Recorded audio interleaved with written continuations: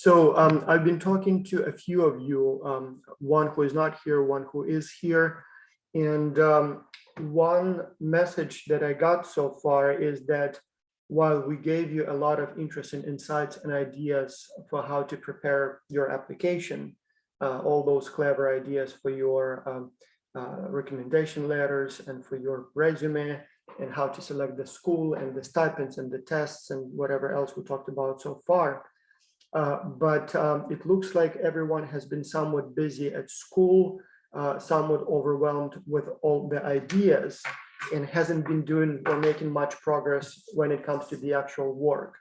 And so I spoke with Professors Anshu and Amit, and so they agreed that it may be a good idea to dedicate one meeting today to reviewing where we stand. I suspect that you may not be making as much progress as you should be, which is fine. It's totally understandable. I'm late at some things, but I wanted to kind of get a better idea as to where each of you stands, and then potentially give some personal advice, or at least work out some sort of a personal plan for each of you who are here at least today, so that you kind of can assess where you stand and have a clear path forward or steps that you need to focus on. So instead of talking today about writing the essay, we thought we would do this kind of review session, more of a practical session, and then move on with the essay topic next weekend or in 2 weeks. And so I wanted to go kind of point by point and get your honest, again, no shame, no judgment, no problem, no worries if you haven't done much on any of these points that we will be discussing. But I wanted to talk to you, and again, ideally with the sound and video, so to get a better idea, both for me, so we can plan the program accordingly, but also for you as well. So the truth is that we are getting close. We are getting close to the application deadlines. So the early applications, you literally can apply now. So they're already open, and the deadlines are just a few weeks away. So we don't really have that much time. You have a little bit more time when it comes to the regular applications. So you still can prepare for those, but again, it's not really that much time.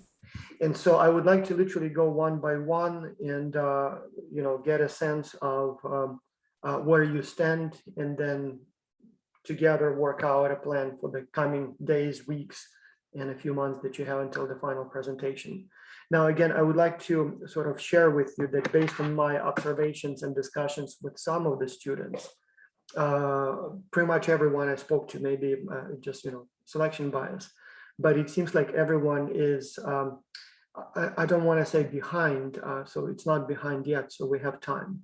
But to my knowledge, no one in the group is at the stage when everything's ready and the person is applying to schools. In fact, it seems like most of you have not even finalized the list of schools you will be applying to.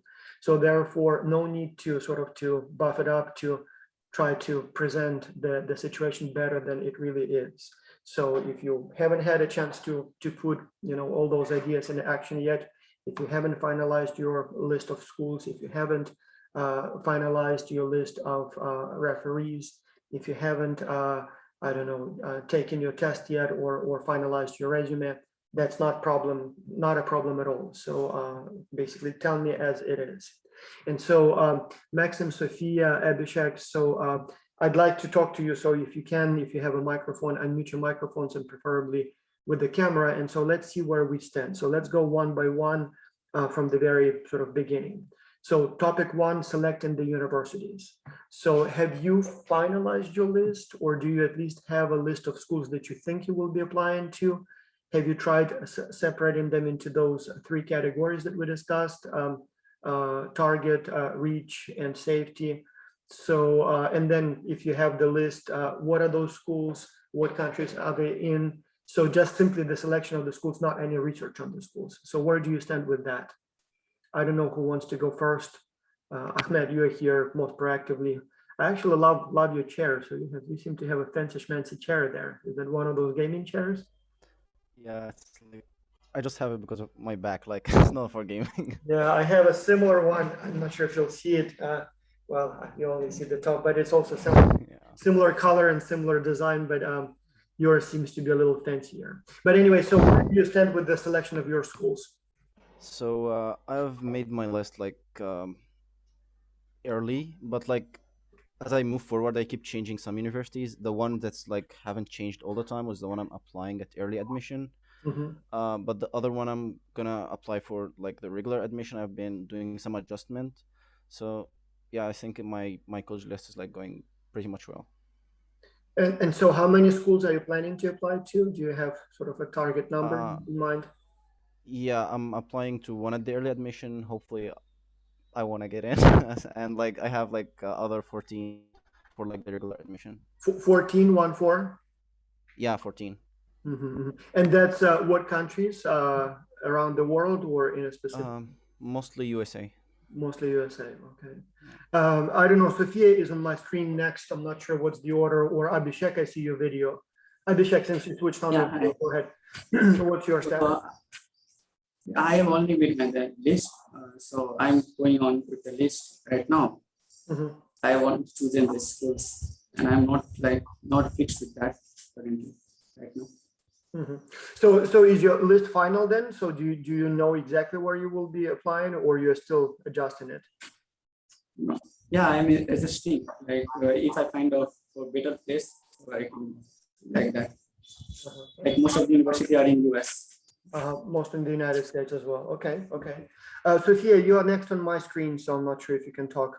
Yeah, so I've changed it a lot because originally I wanted to apply to the US, but now I am thinking more about like Europe, and I'm also thinking about applying to NYU Abu Dhabi. Uh-huh, uh-huh. Mm. That's an interesting idea. Okay. And so, okay. So but you are still adjusting your list, or you more or less know where you will be sending your applications? I'm still adjusting it, but now it's more clear than before.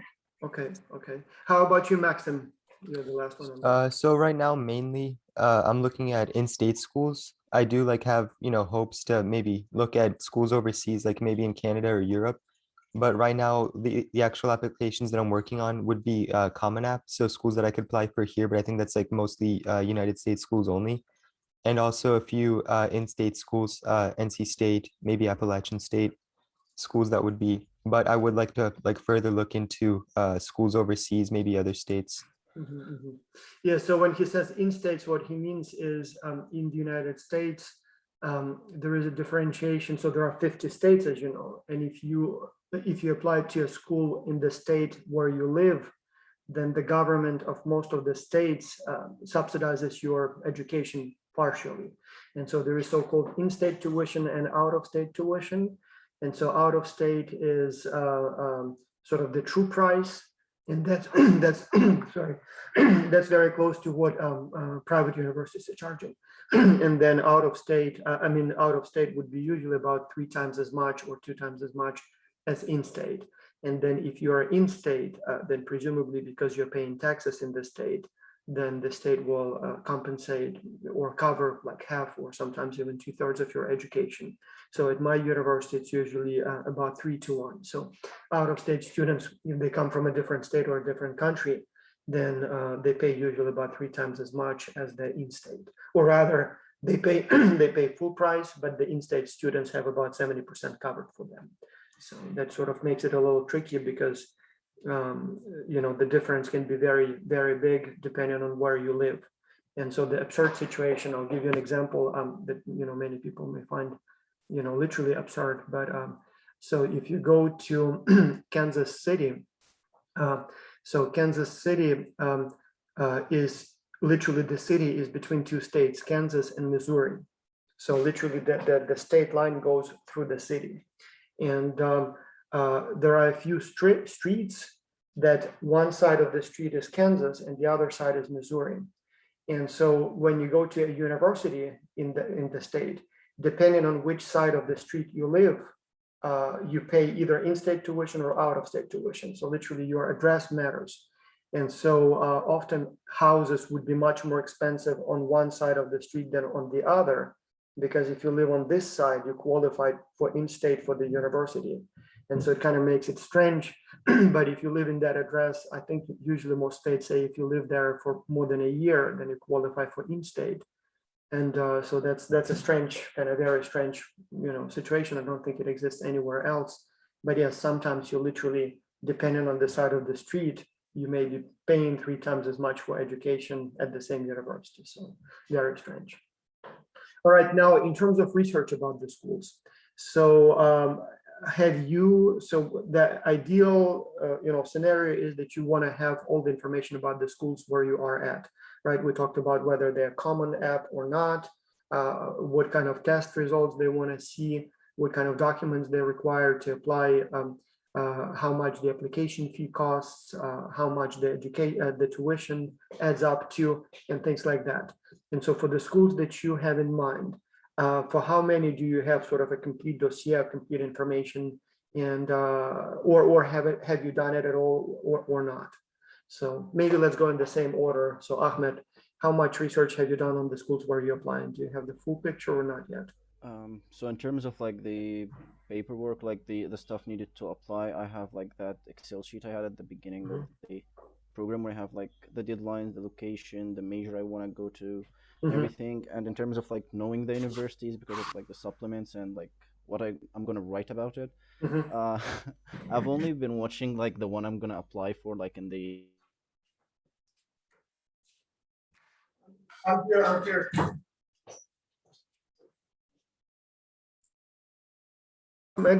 I think we lost you for a second here.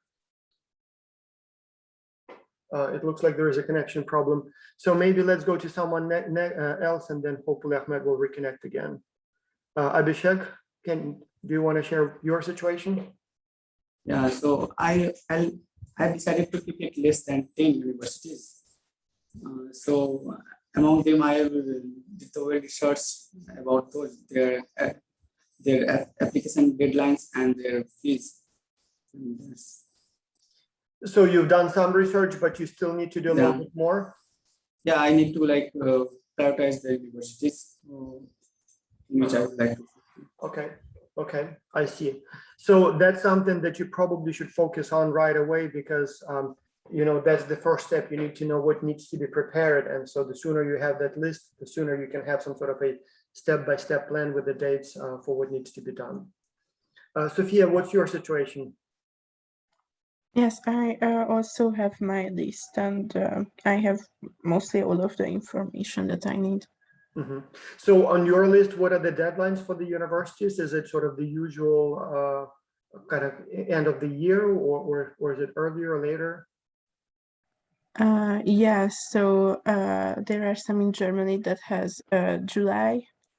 July of next year? Yes. Oh, that gives you then enough time. Yeah, and also some are February, and then there are some that are January. So I don't plan on. Then for some schools, you have a lot of time. Yes. Maxim, what's your situation? So yeah, I find that because right now I'm looking at in-state schools, I think all of them are on Common App. So I only need to make really one application. But I do have like the dates and deadlines for the ones I'm looking for, and I still do have some time. And then most of them like basically need the same stuff because they are in Common App. So the all the documents as well as the essay. So I'm working on the essay right now. That's like one of the big goals. But for the schools where you're planning to apply, do you have some sort of a table or record for all of those details, like deadline, tuition, application fee, list of documents they want, things like that? I have documents and deadlines. I didn't look at tuitions yet. Okay. And the deadlines are all what? November, December? I think, yeah, for fall entry, it's November 1st for early action, and then for regular decision, I think it's actually all the way out to January, but either way, not too much time. Yeah, not too much, yeah. Fernando, so you joined us a little late. So today, instead of looking at or sharing other, creative and brilliant ideas for how to buff up your resume or recommendation letter, so today we are kind of reviewing where everyone stands so that we can have a better, assessment of what stage we're at and what needs to be done. And so going to you back, so how is your situation? How much progress are you making? Have you decided on the list of the universities where you would be applying? And have you done the research on those schools or not yet? So far, students are sort of mixed. So most have some idea, but it sounds like no one has a final definitive list with all the details about each of the schools. How about you, Fernando?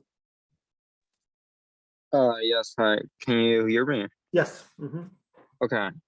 So yes, I had my list of schools, and they are also helping me at school to see like my list of universities. But I think I need to like make it again because a teacher was helping me, and she said that like my list was like all over the place, and that I didn't have like enough target Mhm. universities. So I'm still doing that. But I had some from the state because I'm living in Florida now. Mhm. So I have some from here and some outside the state, but all of them are like in the country, in the United States. Yeah. And In Florida, you probably don't even need to go outside of the state because Florida is a large state. You have dozens of good universities there, and you have some top, like that would be like University of Miami, Florida International. They would be very good schools, and then you have a bunch of, just simply solid good schools, and then obviously a lot of safety. So unless you're planning to apply to like Harvard, Yale, Stanford, then Florida gives you a pretty good selection of schools of all calibers and sizes and ranking levels. yeah, But the but I deadlines for you also also are like November, December, or you have some later deadlines? from the schools that are from Florida, they are mainly the deadline is November. Uh-huh. But the other ones, the ones that are outside of the state that I chose, those are January. So which ones are you planning to apply to out of state? What's that? Which ones are you planning to apply out of state? I don't have my list right now, but I had some. I remember I had some from. I had the University of Wisconsin, I think. I had some in California, Mhm. and I think in South Carolina too. Okay, yeah. All right, that sounds very good. So then in terms of the recommendation letters, before we get to the recommendation letters, have you all taken the SAT or ACT tests? Are you planning to retake them? If you already took them, or if you haven't taken them, have you scheduled them? So what's the status with that? Yeah, go ahead, Fernando. Yeah, I've taken that a couple of times, but I need Taken the to test already? What? You've taken the test already? Yeah, the SAT. But I'm gonna retake it on November. So you were not happy with your scores? No, I was not. So yeah, I'm gonna take it again. And but I'm not sure if I can take that one in December if I need it, because I feel like that's too late. Well, technically, as long as you have the results, you can attach them, so it shouldn't be a problem. The bigger question is, do you have time to prepare for the test? I know that Maxim is retaking the test soon, but he hasn't had much time to prepare with school and everything. So I'm not sure if there is much hope that the second time the test will be much different than the first time. So I don't know. How about the rest of you guys? Ahmed, we lost you there for a minute. So have you taken your tests yet? What was the status with the SAT, ACT, and SAT? Yeah, I had a problem with SAT. It was canceled in Egypt for like a whole year after like when the pandemic started. There was like a lot of tests that are registered for were canceled, and like during the year after, it was like totally canceled in Egypt until they have like this computerized thing. So I'm gonna have it, but it will be like for my regular admission. I'm gonna have it like in December. So But you have not taken it yet at all? No, I couldn't take it because of the COVID situation. Did you find resources to prepare for the test? Yeah, I have the Kaplan Mhm, book, and I have like some other books, some videos like I'm watching, so mhm, mhm. pretty much going well. Okay, okay, very good. Sophia, you're applying to some schools in Europe. What's the situation there? Do you need to take SAT, ACT, and Uh, have you taken that? yeah, yeah, I took the SAT, but I didn't do so well, so I'm taking it next weekend if I'm gonna be okay, and I will probably take it again in December. Okay, yeah. How about you, Maxim? What's your situation with the tests? Yeah, I've taken them both, I think once or twice, but I rescheduled to retake again. So I have the SAT in about a week from now that I'm gonna retake, and then I have the ACT that I'm gonna take again in like a month or so. So the results the first time were not outstanding, or was this? Like, they weren't bad, but they weren't outstanding. And like, there's no, even if you had a good result, it does make sense to take it again because even if you do worse the second time, they still keep your best score. So there's no reason not to take multiple attempts to see if you can Yeah. improve. There's not How really much any. is it to take it? It's like $100 or something. It's like 100. Like there's different fees and different options. Like if you choose to take the essay, it can be a bit more. But I think also like with your school, they can offer like I think plans if you have, or like you can get discounts if you're not like financially like able to pay for it completely. I think they have programs. So it's not too much, but it is like a factor to consider the price. I can tell you guys, when I was applying to my graduate school, I took GMAT twice. So it's a little different from SAT, but still a standardized test, not very different. And I took it once. The results were okay, but I thought I could do better. Especially what surprised me was that my results in math sections, it was not very good, which was, to me, I would even say it's surprising because I always had good grades in math. And at that time, I was even teaching statistics. So I thought I should be doing well on math. And then surprisingly, I got pretty good results on language component. So being non-native English speaker, I thought my results would be relatively low, but they actually were pretty good, percentage-wise, as a percentile. But I thought maybe that was a mistake. If I take it again, I can probably do the same on language and hopefully improve my math. And so I had a gap of, I think it was about a month, maybe more, between the first and the second attempt. I spent a lot of time preparing. I did a lot of work, like practicing and taking, drilling and drilling. And I got virtually identical results. Like it didn't change at all. Like I think I had like plus or minus 1% percentile point on one section and then a little bit more or less on the other. So I'm not sure. I don't know. It was a little surprising to me, but yeah. So hopefully you will have those of you, it sounds like most of you will be taking the test multiple times. So I hope that on the second try, you'll do better. So, anyway, okay, so now recommendation letters. So that's a bigger, Dr. Bass, yes. I just want to ask a question before we move to Yeah. other sections. So in terms of the standardized test, many universities says optional. So is the optional term, is it like if I have it, it's better, or is it like if I don't, okay, I couldn't get it. So That's a very, very good question. And I don't know, I mean, I've talked to several professors about that, about their philosophy. And they say if your tests are decent, then yes, include it, show it. It shows that you were not afraid to take it, that your results are good.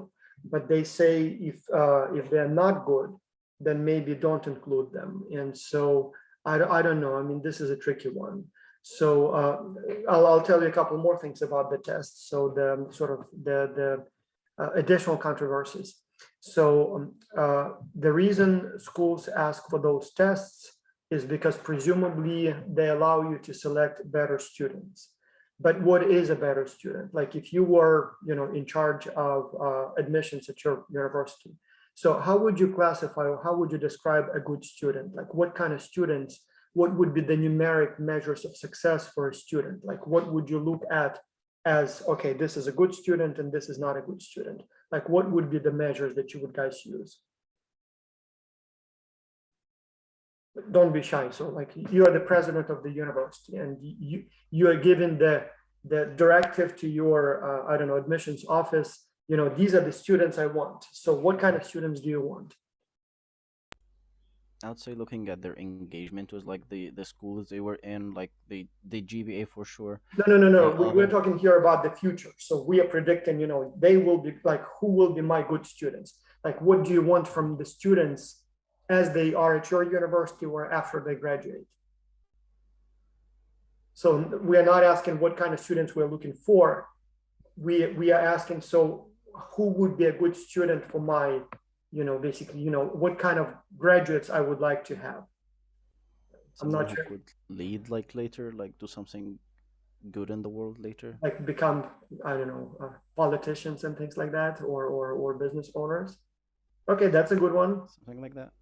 Well, in any case, it seems like, I don't know, Sophia, Abhishek, Maxim, Fernando, what are your sort of, how would you define a good student? Not a good applicant, but a good student or graduate. In like quantifiable measures or like, Yes, preferably, yes. I'll give you one example. Like, for example, I'm looking for applicants who will have high GPA at my university. So they will get all A's or whatever the system, all hundreds or all tens in all the classes. So I want students who will attend lectures and will show good results in all lectures. What else? Well, in any case, there have been a lot of studies, so it seems like the question is a little too difficult for you, but there have been a lot of studies that looked at correlations between standardized tests like SAT, ACT, GMAT, GRE, and grades during the studies, graduation rate, so will the student finish school or not, how soon or how long does it take them to find a job, or I think the actual measure is, do they have a job in the area of training that they were, you know, specialized half a year after graduation, and then income, I believe they look like a year after graduation, how much money they're making. And the correlation is virtually zero with all of those things. So students who got higher grades on SAT or whatever other test they looked at, and their GPA while at college, their graduation rate, their job success, there was virtually no correlation. It's a little bit tricky to say that there was no correlation because they excluded from the sample everybody who was not admitted. So obviously those whose scores were too low to be even admitted, they probably would have not done very well. But once you are at the university, so once you got that minimum and you got admitted, it seems like being top 1% or being top 5% or being top 10%, it doesn't really make much difference. And so what happens is there are two things, or there are two reasons why some schools stop requiring the test. The reason most schools do require the test, even though there is overwhelming evidence that the test results do not really predict student success, the reason the schools keep asking for the test is because the tests are used as part of the school ranking. So all of those rankings you have, like USA Today, you have Bloomberg's rating, you have, you know, European ratings. Many of them, most of them, in fact, to my knowledge, all of them, they use your test score or score average test results of the students who were admitted as one of the measures of the school sort of rigor or the school rank. And so presumably schools who admit students with the higher test scores, presumably they're better schools. And so the universities have to require students to take the test so that they can report that the results of the tests of the incoming class. But there are two types of schools that do not require those tests.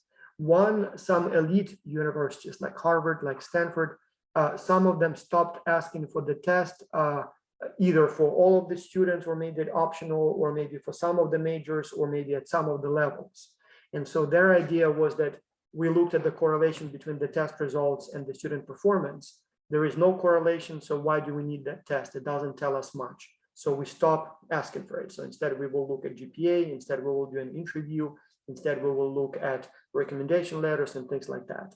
And so those are the top schools that can afford not to care about the rankings. So they say everybody knows we're good, so we don't need that. So if the ranking organizations that rank universities will say we're not going to include you because you didn't give us the test scores or because you don't require the test scores. So who cares? We don't care. Everybody knows we're good as is. So those are the top schools that can afford to be different. So they don't care what others will think about them because everybody knows they're very, very good. The second category of schools are usually lower tier schools that are desperate for applicants. So they want more students, they are struggling financially, and they know that many students either cannot pay for the tests or didn't do so well on the tests and are even embarrassed to apply. Plus, they know that the tests don't really tell them anything.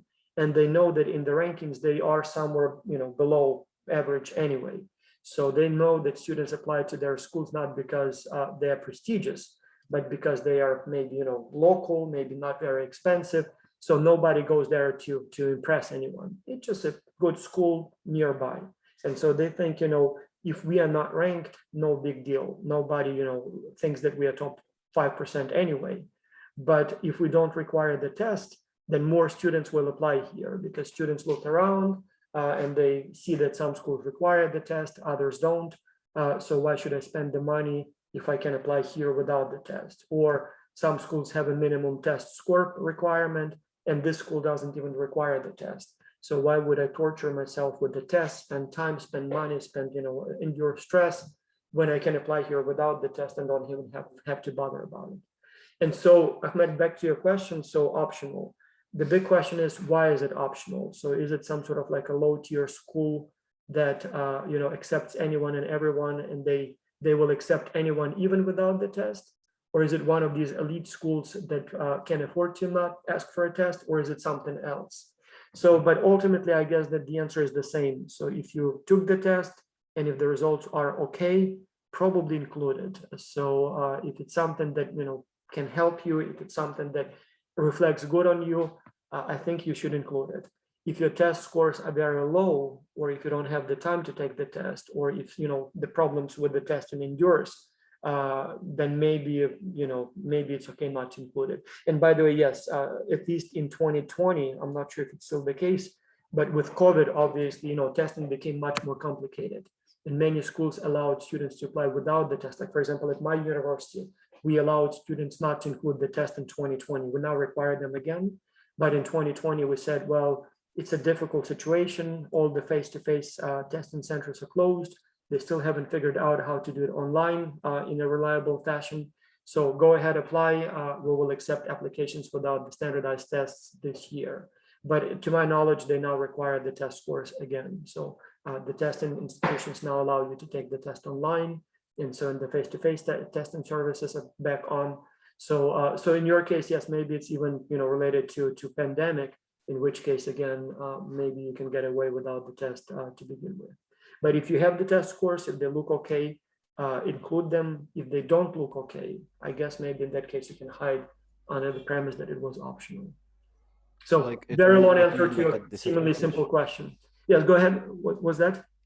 I was just saying, if I didn't submit because of COVID and like the university is still saying optional due to COVID, is not submitting it would be like not putting me in any disadvantage, or like it would be like, okay, it's not that well, or like is there a trick in there? I don't think it will matter that much either way. So it will be more problematic if you have a very low score and you include it. I suppose that can send a negative message. And at the same time, if you have a very high score and you do not include it, that would be foolish because that's, speaks to your advantage. But if you don't include it and never take the test, if it's optional, I assume it's not a big deal. Probably it's not going to be discriminated against you. If your score is just okay, it probably doesn't matter if you include it or not. So I guess it all boils down to, have you taken the test and what your score was? Thank you. Yeah. Now, so in terms of the recommendations, have you listed, do you have a list of people you're going to ask for the recommendations? Have you talked to them? Have you maybe even requested recommendations already? What's your situation? I don't know who wants to go first. Ahmed, you are the only one brave enough to have your video. I can go first. Go ahead, Fernando. Yes. So, yeah, I have some teachers from my school that can write out a recommendation letter for me, and I already have one. So, I have one from one teacher, and then I have other two teachers who I can ask. But So when I'm you not say sure if you. when you said you have one, you mean that the teacher already submitted the application, or you talked to the teacher and the teacher agreed, but haven't written yet? He agreed and he said that he had it done, but I don't have him like on Common App. So Okay. Well, as long as he agreed, that's important. So once you have the app open and everything, so that will be very good. And you have two more that you can ask for, right? yeah, because they said that I needed to ask to my like core class teachers. Mhm. So, but I'm not sure if I can also ask like other teachers like my that are not like English or math. Mhm. So if that's the case, I can ask also my government teacher or my computer science teacher Mhm. for a recommendation letter. Well, So you remember, as we discussed last time, so normally you will need 3 recommendations. You can include more, but there is probably no need for more than 3. But usually you will need 2 at least, and usually 3. And it's not a bad idea to include more if you have more. The problem also is that there will be at least one of the teachers whom you have in mind who will, it's not that the teacher will not be available, but you should always be sort of aware that somebody may not deliver, basically not give you the recommendation. So they will promise, but they will not do it on time. People get busy, Mhm. people get sick, not to mention that some of them may not write a very good recommendation letter. So we discussed last time, you have the session, how to do it right to make sure that the recommendation letter includes all of the details. But there will be always some, what's the politically correct term, not lousy teacher, but teacher who will get busy with other things. And when the time comes to do the recommendation letter, the teacher will just write something generic. Like, for example, I know Fernando, he's a good student, signature. And so it may be a good idea to have more, just so that, if somebody drops out or somebody is late, or somebody's recommendation will not be very strong, you want to have more. So ideally you want to have like 4 names in mind, and maybe even 5, and then see how things go, but at least 3. So it sounds like you, Fernando, got it covered. So it sounds like you have 1 for sure, 2 more. If you find a 4th one, great, but if not, it's okay what you have, right? Yes. Mhm. How about the rest of you guys? What's the situation with you? Maxim, remind me, what was the situation with you? So, because I know you had some teachers in mind, but you're still nurturing the relationships. Yeah. So I don't have any, I haven't asked any teachers yet specifically about a recommendation letter, and I haven't like submitted, but I do have a few teachers which, I'm like on good terms with, I'm friendly with, and even some which I'm not in their class like actively anymore. Like they were my former teacher, but I'll still interact with them and still talk with them on occasion. So teachers, who have like probably a positive outlook on me, so who I would be willing to ask and who I'd be confident that they'd give me a decent letter with. But I'm still trying to, engage with them more, and kind of show my positive characters. So if I do ask them, they'd be willing to write a good one. But I haven't actually gotten any letters yet. So, but you're sort of trying to spend a little time after the class talking Yeah. to the teacher. Yeah. And then I have teachers whose class I'm currently in right now, who I'm trying to engage more with the class, and then, be more of like an active learner, like answer questions, to kind of show like my character as a student. So hopefully they'll acknowledge that and also be willing to write a good letter. Yeah, that's what you should be doing, right? It may not be a bad idea at some point to start talking about the reference letter, because at that time the teacher will also start paying a little bit more attention to you. So you say that it's not now, but soon enough. But yes, for now, make a good impression. But how many teachers are you sort of schmoozing with? Do you have 3 names or not yet? There's maybe 2 teachers that I have right now who are currently my teachers who I could ask, and then there's like I think another 2 which were former teachers who I could probably ask as well. So like 4 maybes. I don't know how many would end up writing it or how many would write a good one, but I do have like at least 3. Okay. Yeah, how about the rest of you guys? Who else is here on the list? Yeah, so I have 3 teachers in my list, and they were gonna write for me, but I haven't asked them for like submitted. Like, I haven't added them on Common App right now. Okay. So also still some work to do, but you already have some names in mind, right? Yeah. Okay, very good. Anyone else? Yeah, I Yeah. have my English teacher, so she can help me with that. And I don't know about the other teachers because, well, they don't speak English, but I guess we can solve that. But Yeah. I am Go ahead. applying to more STEM focused majors, and I only have biology and math right now that are in STEM. And my biology teacher is completely new, and she's kind of outside the school, so I guess she's not the right fit. Yeah, I see. Yeah, the challenge is, again, English is good, but if you're planning to apply more to STEM type of disciplines, then obviously you want to have at least some of those, some of those kinds of teachers writing your recommendations. And yes, if it's not in an English speaking country, language might be an issue. But as we discussed last time, you can do two things. One, you can ask them to write in their native language and then have an official translation. Or, as I said, it's nothing wrong with that if you sort of help the teacher with the translation and then sort of give them the English text, and then they submit on your behalf as if their own. I've had that situation in my time. And so many teachers, it sort of becomes a little tricky, like, technically the teacher should write it, independent of you. But yes, if language is an issue and if the teachers don't have much experience writing the recommendation letters, they will be sort of appreciative. They will say thank you if you kind of help with that. So therefore, it's best to talk to the teacher. And then when they say, I would like to, but I'm not sure how it would work with the language, what do I say? I think you should go ahead and say, well, I can jot down a draft, what it might look like. And then you look over it, see if you would like to add anything or maybe change anything, and kind of work with the teacher in that respect. So I think it would be perfectly acceptable in that respect.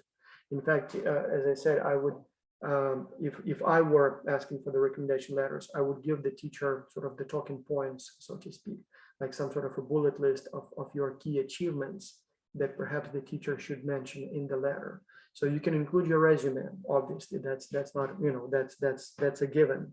But I would even have like a separate list and say things like, this is what I like. These are the clubs that I attend.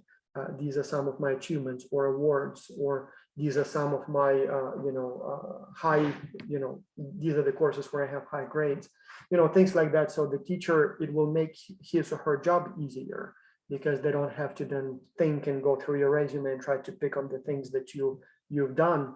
But also, so it basically saves them time.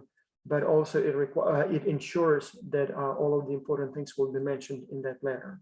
So if you ever won any competition, if you started a club, if you, I don't know, built some sort of a robot or something, so you might want to give the teacher that list, sort of, just saying that here are some of the things that about me that you may not know, just letting you know. So, so nothing wrong with that approach, I think. So the teachers would appreciate it. Yeah, thank you. Yeah, absolutely. So another thing that I wanted to ask you is your resume. So you will be including those. Do you have like a draft or final document? Still working on that? That one is relatively easy and technical and mechanical, but still, where do you stand with your resume? Anyone, everyone? Let's do a show of hands or maybe, yes or no. So Ahmed, resume ready or not? Yeah, I have my first page of the resume where I have like the schools and like some of the activities I done, but like trying to finalize the last page, so it's almost done. Almost done. Abhishek, what's your situation? Done or not? I haven't prepared my proper resume. Like I have a draft, but I haven't is like fully final. Like, okay. It's just a draft. Okay. Sophia, how about you? I don't have it. You don't have it yet. Maxim, how about you? I know you had like a 2-year-old version, but have you updated? Yeah, the one I would be sending to the colleges isn't complete yet. Not yet. Fernando, how about you? I have an idea of how I'm gonna make it, but I don't have it yet. Okay, yeah. Well, resume, I'm not too worried. I mean, on the one hand, it's the easiest one, and it should have been done by now. But the good thing here is that you can literally just last day, you can work on it for a few hours. It's, nothing super difficult. The only thing that I would, encourage you to do, to put in your to-do list, and you should all have like a to-do list with check marks, so that you can, you have a plan for what you need to do and what the dates are. So for the resume, I strongly recommend that you have it ready at least a week or two in advance, and preferably more. And you show it to a few, if not experts, then at least friends or parents. So it's not a difficult task, but first you can always have some typos in it, and it's not, pretty. You can always forget to include something, and you want that time, to look at it kind of fresh next morning, and then, have some people look at it. There may be some minor issues with the formatting. So definitely have allocate enough time to show it at least at the school counselor, but also maybe to your parents, maybe to a couple of friends. Maybe, friends are very good because everyone's going through this. So maybe they will notice something in your resume that you missed, or maybe when you look at their resume, you were like, oh, I actually did that too. So I didn't think about including it. So include some time to sort of review it. So even though the task itself will not require much time, but as I said, show it to as many people as possible, so that if anything's missing, they will spot it. So how about activities? So last time we talked about extracurricular activities, things that you can do to improve your chances or basically strengthen your resume. Are you planning still to do anything for your resume, or are you more or less done now? I know, Maxim, you were talking about starting some sort of a club. So what's the situation there? Yeah, at our school you can start a club. Like it's fairly basic. You just need like there's a form to fill out. So you need to basically specify like the outline, the topics, what the activities are going to be, and then some basic kind of like infrastructure about the club, like what will be the organization, like the government for it. And then you need 10 people to express their interest, and you can apply to join the club. So I'm like still working on I'm doing a crypto club. So we're going to talk about and work with cryptocurrencies there. And so right now I'm like still in the planning stages. I have basically the outline on how it's going to work, how it's going to operate. And I'm just trying to find the 10 people that I need to send in the application. But once I have that, I'm hoping it gets applied, because I think that would be like a pretty good thing to have on the college application, because it would show like leadership potential. Like I think, it's not just colleges aren't just looking for like how good of a student you are, but like how good you are outside of school. So this is like a outside of school activity, which involves kind of organizing events, and then it's a leadership position, because you have to kind of be the leader of the club. And then it's also like kind of related to like the STEM field that I want to apply to, because it's like a highly technological field. Yeah. So I'm hoping to be able to get that started so I can And use you it. really need to hurry, because Yeah, the challenge here is that, if the club was created 2 days before the application deadline, that's like true. it was done specifically for, Hmm. so you want to make it in a way that it's still at the beginning of the year. So in 2021, I created. Yeah. Mhm. So how about the rest of you guys? Are you planning to add anything yet? Maybe let me do this, so I don't want to torture you with my questions here, but let me review one more time what you can do as we discussed last time. So at the school, you can start a club. And so we talked about all kinds of possible quick solutions, like maybe chess club. Looks intellectual, looks easy, and at the same time, if your school doesn't have it, it's probably a good idea. Debate club, business club, international business club, CEO club, X-Culture club. Somebody even said like cheese tasting or wine, I guess you're still too young, but like cheese tasting club, fashion, jogging, reading, hiking. So you can start all of those, and as long as you have a few people in the club, you can be the founding president, and that sort of looks good on your resume. But it might be also fun and interesting activity for you as well. Organize a conference, which may be a little bit difficult, but invite a guest speaker to speak to your class.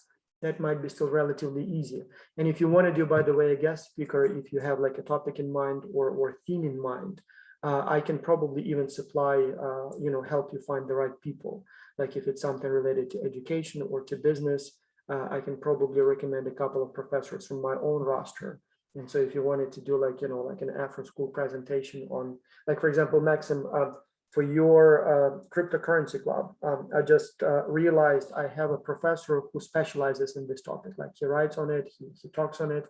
So once your club is established officially, for one of I the, don't even think, I think there is like a section on the form. We have to have like a teacher advisor, and then we also need kind of like a professional advisor. So I you didn't know, know you know that. what I mean here is not about the advisor, but once your club is established, Oh, like one as of a the guest speaker. sessions as a guest speaker. So I Mhm. can recommend you Ilan Alon. He's Yeah. in Norway, a professor, but he is from the United States originally.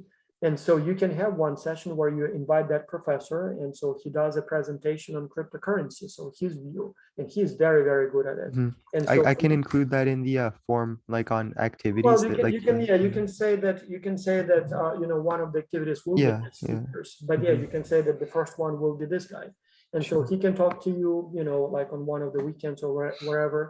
But you know, it's a good activity. But you can also then say that not only did I organize the club, but among other things, I organized, for example, a speech, a guest speaker, professor from the University of Norway, talking about, you know, cryptocurrency.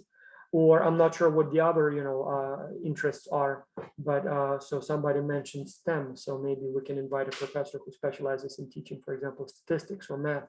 In fact, I teach statistics, so maybe I could do like a quick, you know, presentation on something like that.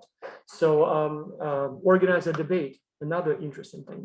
So again, if like, for example, I'll use cryptocurrency as example, but it could be if you plan to start a club, it could be the same thing. Like, for example, Maxim, as an example, you know that I'm not a fan of cryptocurrencies. So meaning that I like the technology, but I don't think you can make much money on them. Elon, that other professor, he's a big fan. So he believes that that's the future, more and more governments will.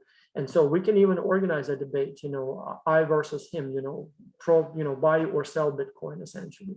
And so we could have a debate, and it doesn't have to be a club. So you guys, you can just have it, you know, organize a debate on any topic of your interest.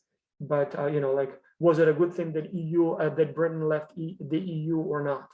And so I can probably find you a couple of speakers, those who believe yes, it's a good thing, or no, it's not a good thing, and you invite a few friends, and it's something that you can add to your resume. So this one is very easy. Organize a cleaning of a park, river, bank, beach. Very easy. Just get 5 friends, go collect a few garbage bags of trash, take some photos, and say, yes, I organized a cleaning of, you know, whatever that might be. Maybe even say that we decided to do it, you know, as an annual. Or one friend thought about doing this. You remember that ice bucket challenge a few years ago? Like, you do something and then you nominate your friends to do the same. So maybe you start this cleaning challenge. You clean a park, and then you nominate a few friends on social media saying, now I dare you to go and clean a park in where you live. So you kind of start a movement here. So you can volunteer at all kinds of places. We talked about that: political campaigns, research labs, private research lab at a company or at a university, get an internship, work at a computer lab, library, zoo, science center, museum. So all kinds of options here. So if you haven't done any of that, you might want to put it on your resume. If you have done volunteering, I'm not sure if you want to do more of it, because time is valuable. You literally have a few weeks left before you have to submit your applications. And so if you've already done that, I don't think it will add much to your resume. And better to spend that time on, you know, crafting your essay. But if you haven't ever volunteered anywhere, the schools probably want to see at least some of that. So you probably want to do that at least for a few days, just so you have it on your resume. Start a business. Could be a little too late now, but still, maybe if you have an idea, maybe it's not too late. Join a sports club. So again, I know Maxim is doing sailing now. I'm not sure about the rest of you guys here. So, but if you haven't done any, maybe you can join some clubs in your city, whatever you have there. So here we'll list a few kind of unusual sports, something that will, you know, like if you join a running club, or if you do some sort of, I don't know, like martial arts, many people do that. So you probably will not look very different. But if you do something exotic, like sailing, fencing, archery, water polo, it actually might look pretty good, in a sense that, you know, like, oh, that's an interesting sport. So we haven't thought about that. So these are just some of the ideas, but especially for those of you who are applying outside the United States, where the deadlines may be later, you still have time to do that for sure. And then the essay, so we haven't talked about that yet, so we'll dedicate the whole lecture next time to essay, writing the essay. But one thing you should be doing now is looking at what topics are required at your school, the applications that you need. And once you have the topic in mind, it's not a bad idea to kind of keep thinking about it for a long time. I personally, when I prepare speeches, I use what they call the Lincoln method. Abraham Lincoln, the president, he wore this kind of tall hat, like he had one of those top hats, and he had a pocket in that hat. And so the legend goes that when he was preparing for the speeches, he would store his ideas, like his notes in that hat. And so he needs to give a speech on, let's again say, for example, cryptocurrencies. And so I'm walking around, I'm walking my dog, I'm talking to my friends, I'm running, I'm in school, I'm at class, I'm reading something, I'm listening to the radio podcast, and something comes up that, oh, actually, that's an interesting point that I can use in my speech. So you take off your hat, you take that notebook, you write down your idea, and you put it back. And then closer to the speech, you take all those notes, you put them around the table, and then you see which of those are relevant, which of those you can include in your in your essay. So in your case, obviously, it's not a speech; it's a essay, and you're not preparing. You don't have to wear a hat to have that notebook, but it could be like a piece of paper in your pocket. Or if you use your phone, you probably have a lot of apps for taking notes. And yes, so if you think about it for like 2, 3, 4 weeks, you'll collect enough interesting ideas, that just come to you at different times of the day. Because if you wait until the last minute and you want to then just write it from scratch, probably will not be very good. Likewise, if you write something now and just leave it, probably not good. So you want to have a few weeks in your to-do list in your calendar where you are literally, just like thinking period. So you know the topic and you're like, oh, I could say that. Oh, that's a good example. Oh, this is an interesting statistic that I can include. Oh, that's an interesting, story or parable or example that happened, or a scandal or my own observation. And so you write down. You will not use all of them, obviously, but you'll have a nice collection that will make your essay a little bit more sort of rich, a little bit more detailed than if you just simply write it, in one day. So definitely plan for that. But anyway, I want to stop here, and unless you have any questions, my big recommendation. So based on what I hear from you, all of you, it seems like you kind of are thinking about it, but you don't have everything in place quite yet. So I challenge you or recommend that, like right now, before you go to bed, if you're in a time zone where it's late, or those of you in the United States, before you do anything else, before you have your lunch, prepare some sort of a schedule for what you want to do. Like start from the end. So put, I don't know, November 1 as your application deadline, sort of early one. And then, okay, so what do you need to do? So recommendations, resume, reference letters, additional activities, essay, tests. And so put the dates so you can move and put check marks as you move through the days. Because at this time, it sounds like you still have enough time. And so if you don't do something a little bit every day, I guarantee you, it will be the last couple of days before the deadline. You will be frantically running around trying to get everything done. Your essay will not be written, in this long period. You will be just trying to write something the last night. Your recommendation letters, you will realize that you haven't really done enough schmoozing with the teachers. So you'll be kind of asking anyone and everyone to give you one, and it will not be a very good application package. So you want to have that plan. And so I strongly recommend that you write it today. You will be refining it. Some things will be late, obviously, but at least you want to have a kind of picture, a map of what needs to be done, because it's a lot of little things and it looks like it's, each of them is small, but, taken together, they will require a lot of time. So you definitely want to go step by step as opposed to, get everything done on the last day. All right. So any questions, any comments? Yes. Go ahead, I Fernando. just wanted to say that I'm not receiving the emails for for the session. So my dad is the one that is resending. Can the you put emails. your email in the comments right now? And Yeah. I will make sure that I have it. Yes, I may have a wrong email on the, so it should be very easy for me to update. So just put your email address, the one that you want me to send the application, the letters to, but you're right, it may be going to your own address. All right, I just sent it. Perfect. So, and you're right, I didn't have this one on the list. Yes, I've added it now. Okay.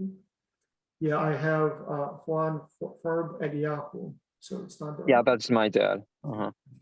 Okay, so I've updated it, no problem. Any other questions, comments? Yeah, one other thing that I wanted to participate on the X culture, the one that is right now. I don't know if it's too late to No, for join. you, it's not too late. The teams will be formed on the 4th, so no problem. Maybe if you can send an email to me at vterrace at UNCG, so you don't need to take the training, obviously, you know all of that. So, Okay. So just send me the email, I just send it to you. So I don't remember, don't forget, and yes, we will put you on the team. It's one more week of preparation, and so October the 4th. And since you know how X Culture works, you don't really need to do much preparation. So I'll make sure that you are on the team. By the way, thank you. you guys, if any of you wants to take part in X Culture again, you're most welcome to do so. Just let me know. So it should be easy to arrange for. And when is the next Zoom meeting for X culture? So they have meetings every Saturday at 9. We had an orientation yesterday, so I'll circulate with you the recording, so it shouldn't be a problem. And so they have usually every Saturday there is a something, like there is a meeting, but sometimes it's like last time, yesterday it was an orientation, but then next week it will be a country tour, I believe. So they have all those, like additional activities, speakers. So there is always something going on the weekend, sort of on the fun side. So cooking shows, country tours. They even now organize this semester, they do like a global gym, like where a couple of people, are apparently, very much into sports.